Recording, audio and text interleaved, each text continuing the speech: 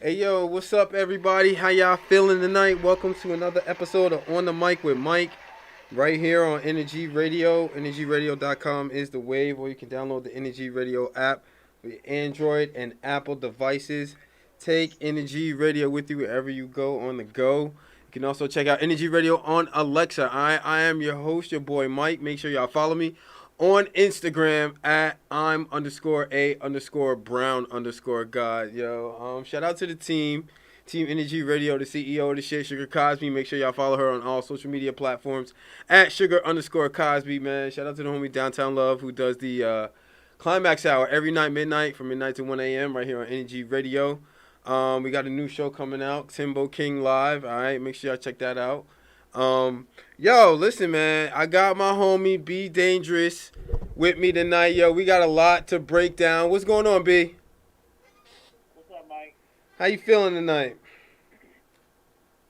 I'm doing all right. Just over here chilling, ready to talk sports.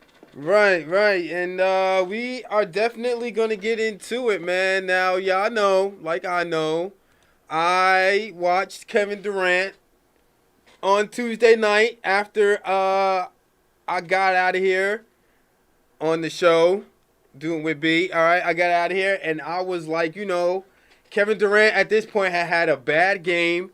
He wasn't really doing nothing by the time I get out of here. But then, oh man, I couldn't believe my eyes when I got home and come to find out Kevin Durant scored a 49-point triple double and took the Nets to a 3-2 lead. I mean, Brooklyn in the driver's seat right now. Actually, the update on the score, Game 6 tonight going on. Milwaukee 20, the Nets 12 right now. It's about 3 minutes left in the first quarter. But listen, B, the turn of events that happened on Tuesday night. Your thoughts on Kevin Durant and doing what he had to do basically on Tuesday? We said he was going to have a big game, but yep. He didn't even have a chance. And that was Rucker Park Durant that was playing. Facts. What you heard, what you seen, whatever, that was Rucker Park Durant. Because if anybody is seeing Rucker Park performance when Kevin Durant was there, please YouTube it and look it up. He threw shit up that night. And he came with that same energy that he had in Rucker Park. So that's what you're definitely going to need if you want to win the series. Well, listen, I mean, at the end of the day, Kyrie not playing tonight, so the onus is going to be on KD again, in my opinion, tonight. I mean, when James Harden obviously giving you like little to nothing. Well, I'm not going to say little to nothing. I mean, he had 5 points, but he had like 8 assists. So he did the best he could. But I mean, listen, obviously, again. Say that again. B? I'm here. Yeah, say what you had said again. I said that's a little bit low for for James Harden standard. That's a pretty damn low standard. You know what I'm saying? So they expect James Harden to put up big ass numbers every night, but he can only do so much with fucking injury right now. That's right. He's injured. He could, you know what I'm saying? Right, he's hurt right now, but it's like, you leave him in for what? Like moral support? Because if you're gonna have you get a 5-point performance from somebody that's on the bench. You know what I'm saying? If you want to preserve James Harden, you're gonna want to let him rest, nurse that injury a little bit more, and don't try to rush him back. Well, the most important thing, I guess, is that he didn't get hurt. So, I mean, if you're a Nets fan, you are happy about that. But, I mean, at the same time, in your opinion, besides him doing what he did really on Tuesday night, are you really expecting him to just come out of nowhere, especially being that he came back from an injury? Are you really expecting him to just really kind of ball out? Definitely not. That's why I said preserve him. You know what I'm saying? Especially when you know you're going to have a long run in the playoffs, you would want to preserve that energy for when you really need him. Because Kevin Durant, you would know that he's coming off an Achilles injury. Mm-hmm. You know what I mean? Like, that triple-double, you wouldn't know that he had a torn Achilles a year ago. You know what I'm saying? Yeah. So, yes, like I said, from a net fan standpoint, you would want James Harden to be there, but if that's the risk of him getting injured even more, like you wouldn't want to chance that. Right, that's what I'm saying. All right. But listen, the end of the day, about a minute left in the first quarter. The Bucks are up 23-14. Now, being that KD did what he did, I was looking at it. I was like, yo, there is no way that Giannis is going to let KD do that and then not come back the next game and at least try to, retaliate. Like, yo, listen, I understand you a superstar, but I'm a MVP. I have MVPs in my bucket list. I mean, in my bag, excuse me. So, in my opinion, listen, I already was telling, like, my cousins and stuff like that because we were talking about it, and I was like, the Bucks are going to win tonight, and this game is going to go to 7, and then we really going to find out what's going on. Definitely that. So, I mean, but look, so far going on in the game, KD has 8 points. Blake Griffin has 3. James Harden has 3 points. He hit a 3-pointer. How the hell do they have? Oh, yeah, Brooklyn only has 16 points. But meanwhile, from Milwaukee, Giannis has 10 points. Chris Middleton 2 points. Brook Lopez 6 points. Drew Holiday 7 points. All right, so it's a steady dose. So we gonna have to wait and see. Of course, me and B will keep giving you updates throughout the night on this game because it's the only game coming on tonight.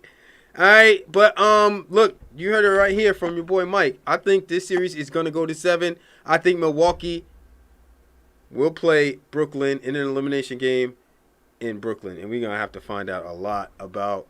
Well, listen, it's nothing we need to know. We don't need to not ever question KD or his greatness again, as your boy LeBron tweeted.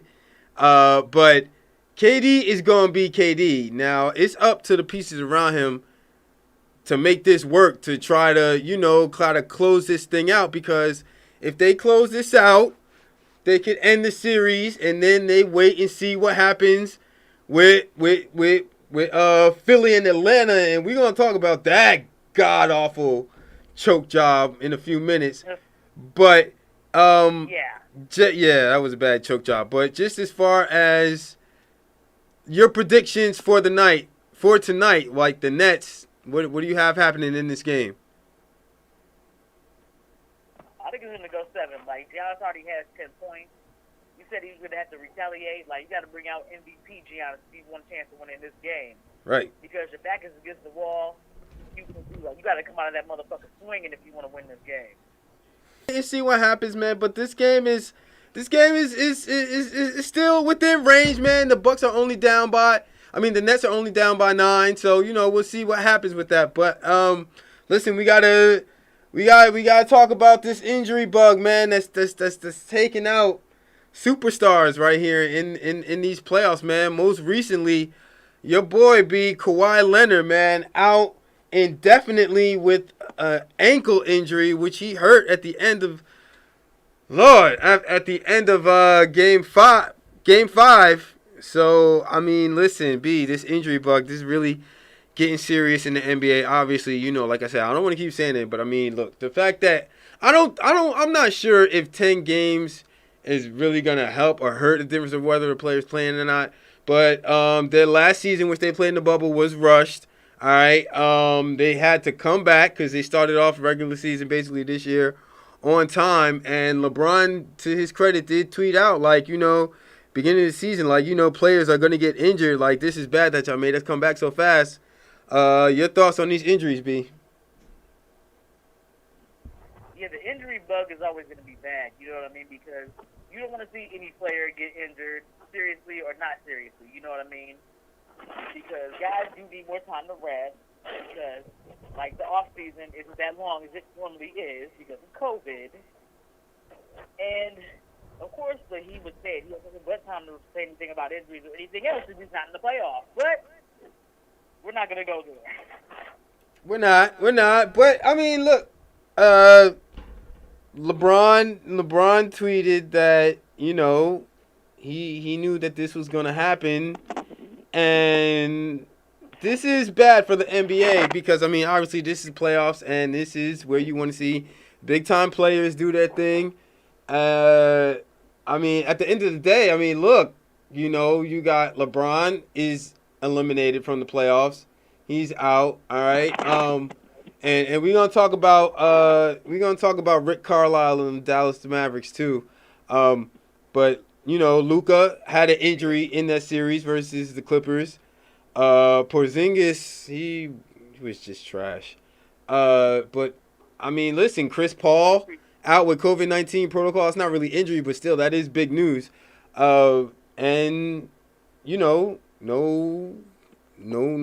Kawhi, out indefinitely. And let me just say this before you go, real quick, B. Listen, Okay. y'all gotta respect Paul George. All of that pandemic P, all of that is dead right now. That boy is balling. Okay, go ahead, B. Your thoughts. Well, Pandemic P better come and show up because your wingman is not there. He's not, and he's but he did ball out. B. You got to give that man credit. He stepped up. like he stepped up, but it's like you got to keep that same energy. Well, Because, sir, you are going to have all eyes on you to make sure that the Utah Jazz, number one seed in the West, does not come back and pretty much put your ass to sleep. B, now listen to me. Let's just let's say that because the Clippers have a chance to close out the Jazz. All right, this next game tomorrow night. Paul George is playing good. I look. I don't care for any team unless the New York Knicks. But Paul George he's turning back the clock to Indiana Paul George. He's giving me Indiana Paul George vibes. Right, that's what he's going to need, Yeah. So I mean, listen, we'll see. Yeah. Well, we gonna see what's gonna happen, but for one night, for a couple of games, he actually showed up. So we're gonna have to see if it can continue. All right.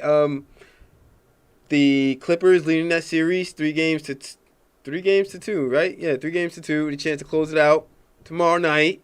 We gonna see what Utah is gonna do, but Paul George, lights are on and they bright. What you gonna do now with a chance to go to the Western Conference Finals? Because we gonna talk about it. We gonna see. Because I'm be really watching. All right. All right, B. So oh, go ahead. I said, don't turn into Pandemic P. He's not. You gotta. Hey, yo, B. You gotta stop that. Come on. At least for 2 games, he's not. He's been playoff P. But if the way he's been balling, we gotta respect him a little bit. But real quick, all right. I just wanted to mention, all right. This kind of was breaking news over a couple of hours ago, man. The head coach of the Dallas Mavericks, Rick Carlisle, announced that he would not be coming back next season now. All right. Now, like I said, y'all remember Dallas did get eliminated by LA. All right. A long tenure for Rick Carlisle, man. But it was also announced too that Donnie Nelson was not going to return. And Donnie Nelson has been with that team for like ever, B. Exactly. So I don't know what prompt this mass Dallas exodus, but listen, whoever comes in as far as management and coach wise has got a little bit of mess to kind of clean up because while the Mavericks did have a good showing in the playoffs, I thought that they were going to beat the Clippers. Now, obviously, you did have Luka hurt for like a game, but he came out and he played strong. Ultimately, Kawhi Leonard took this series over when it needed to be taken over and got Dallas up out of there. But obviously, if you are as a basketball fan, are you shocked by this turn of events in Dallas? I am, because that's something that you didn't see coming. Because there could be a lot of behind the scenes that we don't even know about. And they probably are tired of the fuckery, whatever the case might be, and they're like, fuck what? We out. You know what I'm saying? So we're probably never going to get the full story of why Rick left. Like, there may be sources that say this, sources that say that, but we're never going to get the full story Right. unless Carlisle did a sit-down interview, sit down everything going on. Well, listen. It's definitely going to be a... Go ahead, B. B? All right.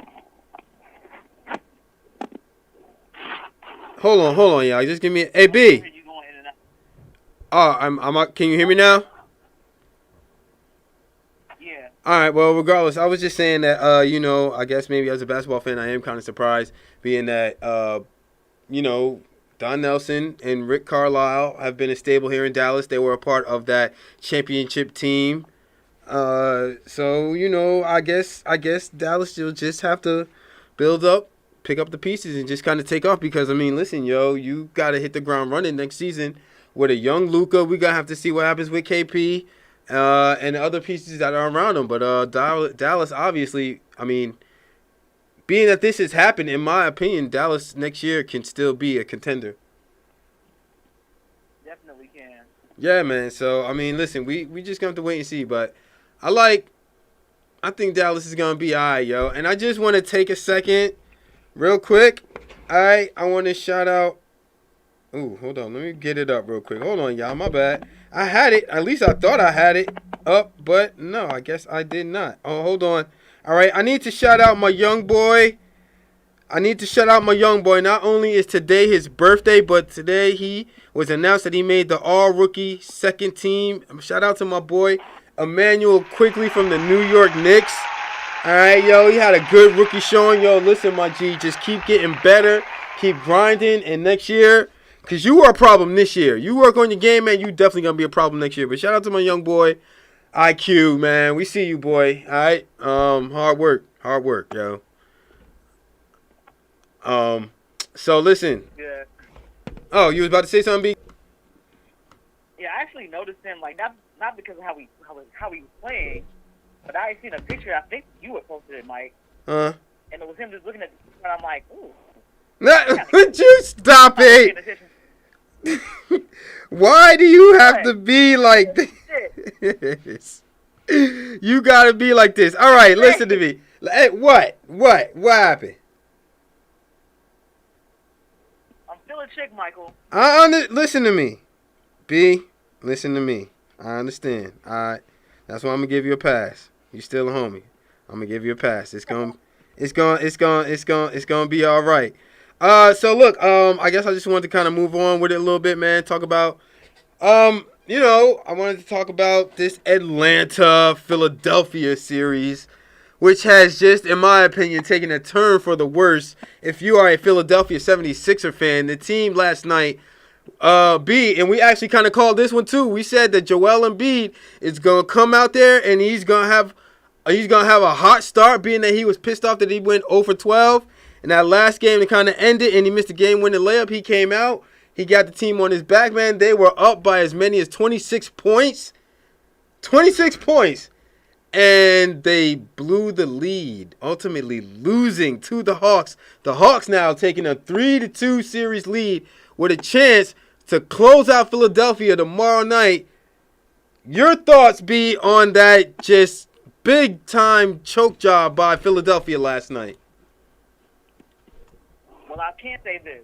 With Joel Embiid having 39 points and Ben Simmons only having 8 points and Steph Curry had 36 points, Joel Embiid's back to him carrying Ben Simmons. Because, listen, all this hype about Ben Simmons from his rookie season, and there's still some hype around him now, they're expecting him to be the big name that they put down that he would be.